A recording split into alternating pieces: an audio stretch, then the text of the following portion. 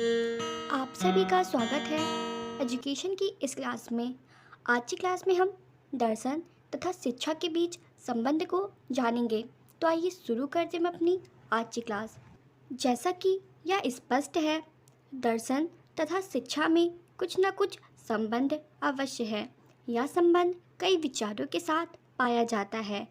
विभिन्न मतों को प्रकट करके शिक्षा तथा दर्शन के बीच संबंध को स्पष्ट किया गया है, जो निम्नलिखित है, जिसमें से पहला है, दर्शन शिक्षा का ही एक सिद्धांत है।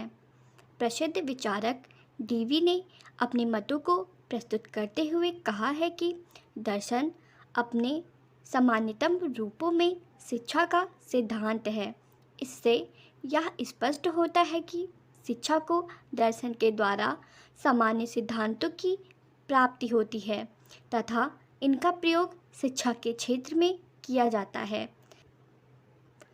सिद्धांत का अभिप्राय सूक्ष्म तात्विक निर्णय से माना जाता है, जिसकी निष्कर्ष के रूप में प्राप्ति होती है। दर्शन तथा शिक्षा संबंध को प्रकट करते हुए अगली हेडिंग है, दर्शन सैद्धांतिक एवं विचार मूलक है तथा शिक्षा व्यवहार मूलक है। बटलर महोदय ने अपने विचारों को प्रस्तुत करते हुए कहा है कि दर्शन में सूक्ष्म चिंतन की विशेषता होती है और शिक्षा में व्यवहार के लिए प्रयत्न होता है। दर्शन में क्यों का उत्तर मिलता है, जो शैक्षिक प्रक्रिया से संबंधित होते हैं, तथा शिक्षा में कैसे प्रकट होता है, अर्थात क्रियाशीलता होती है। इसी विचार को रॉस महोदय ने दूसरे शब्दों में लिखा है, दर्शन और शिक्षा एक मुद्रा के दो पक्ष के समान होते हैं। दोनों एक ही वस्तु के दो भिन्न पक्षों को प्रस्तुत करते हैं तथा दोनों पक्ष एक दूसरे में अंतर्निहित होते हैं। इस अन्योन्याश्रित को एडम्स ने दूसरे शब्दों में प्रकट करते हुए कहा है कि शिक्षा दर्शन का गत्यात्मक पक्ष है। यह दार्शनिक विश्वास का क्रियाशील रूप है और यह भी सत्य है कि कोई भी प्रयोग बगैर सिद्धांत के नहीं हो सकता और ना कोई सिद्धांत बगैर प्रयोग के प्राप्त होता है, क्योंकि विचार कार्य में लीन हो जाता है और कार्य विचार से उद्भूत होता है। इसकी तीसरी हेडिंग है, दर्शन शिक्षा का पूरक है। फिस्ते नामक जर्मन दार्शनिक का विचार है कि शिक्षा की कला बिना दर्शन के पूर्णता स्पष्टता कदापि प्राप्त नहीं हो सकती है। वास्तव में दर्शन संक्षेप में परिपक्व चिंतन एवं स्पष्ट विचार से संबंधित होता है और शिक्षा व्यक्ति के सर्वांगीण विकास से संबंधित होती है।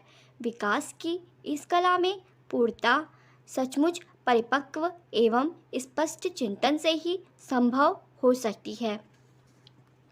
अगला है, दर्शन शिक्षा की अमूल्य सहायता करता है। बटलर महोदय का विचार है कि दर्शन विस्तार में जगत की यथार्थता को समझाने का प्रयत्न करता है। शिक्षा के क्षेत्र में इसके प्रयोग से ही निर्देशन एवं विविधता प्राप्त होती है। फल यह होता है कि शिक्षक जगत की यथार्थता जानकर अपने अनुभवों के सहारे बालकों का विकास करता है तथा दार्शनिक निर्णयों को देता है। शिक्षा और दर्शन के संबंध से संबंधित अगली हेडिंग है, शिक्षा का एक आधार दर्शन भी होता है। वर्तमान समय में शिक्षा के क्षेत्र में खोज एवं प्रयोग की प्रवृत्ति काम कर रही है, परंतु दर्शन तथा वैज्ञानिक प्रवृत्ति में मतभेद नहीं है, क्योंकि आधारभूत प्रत्ययों को समझाने में दर्शन सहायता करता है। फिस्ते के अनुसार शिक्षा दैवी स्वेच्छा शक्ति की एक खोज है।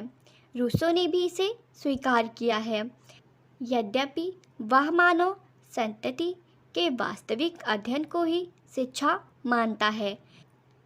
यद्यपि इस पर मतभेद है कि मानव संतति दैवीय या प्रकृतिजन्य, परंतु इतना अवश्य माना गया है कि शिक्षा को उस समय तक फुर्सत नहीं है जब तक कि दार्शनिक प्रश्नों का समाधान नहीं हो जाता है। अतः इससे यह स्पष्ट है कि शिक्षा का एक महत्वपूर्ण आधार दर्शन अवश्य है। शिक्षा के प्रत्येक विषय का एक दर्शन भी होता है, चाहे वह साहित्य हो, कला हो या विज्ञान हो।